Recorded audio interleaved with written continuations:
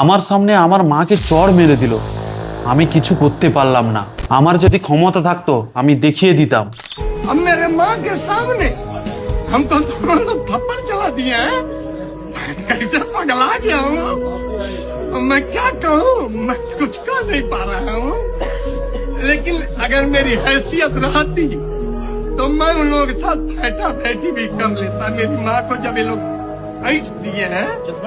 এই বক্তব্যটি এলো একটা দুঃখী ছেলে কাছ থেকে। তার অপরাধ হলো দীর্ঘদিন ধরে তার মার অপারেশনের জন্য ডাক্তারকে দেখাচ্ছে একটা সরকারি হসপিটালে। উপরন্তু তাকে এবং তার বৃদ্ধা মাকে ঘন্টার পর ঘন্টা অপেক্ষালয়ে বসিয়ে রেখেছে। ঘটনাটি ঘটেছে উত্তরপ্রদেশে একটি গ্রামীণ হসপিটালে। ছেলেটি হাত জোড় করে অনুরোধ করে তার মার যেন চিকিৎসা সঠিকভাবে হয়, কিন্তু উল্টে ডাক্তার সেখান থেকে বের করে দেওয়ার চেষ্টা করে তাকে এবং তার মাকে।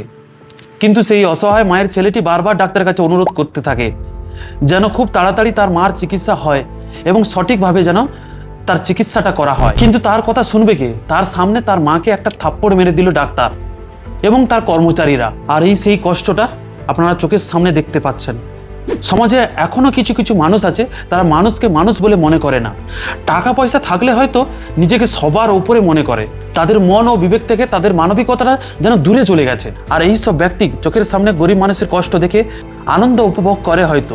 আজকের এই ব্যক্তিটি কাঁদতে কাঁদতে বলে উঠল, আমার যদি ক্ষমতা থাকতো আমি এর সঠিক জবাব দিতাম, কিন্তু আমার কাছে সেই ক্ষমতা নেই, তাই আমি অসহায় নিরুপায়।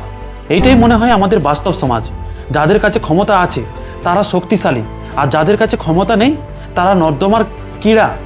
মানুষ মানুষকে বলে পরিচয় দিতে শেখো, না হলে সমাজ থাকবে, মানুষ থাকবে, কিন্তু মানুষের কাছ থেকে মনুষ্যত্ব হারিয়ে যাবে আর পড়ে থাকবে শুধু কঙ্কাল। ধন্যবাদ, এতটা পর্যন্ত আপনারা ভিডিওটা দেখেছেন।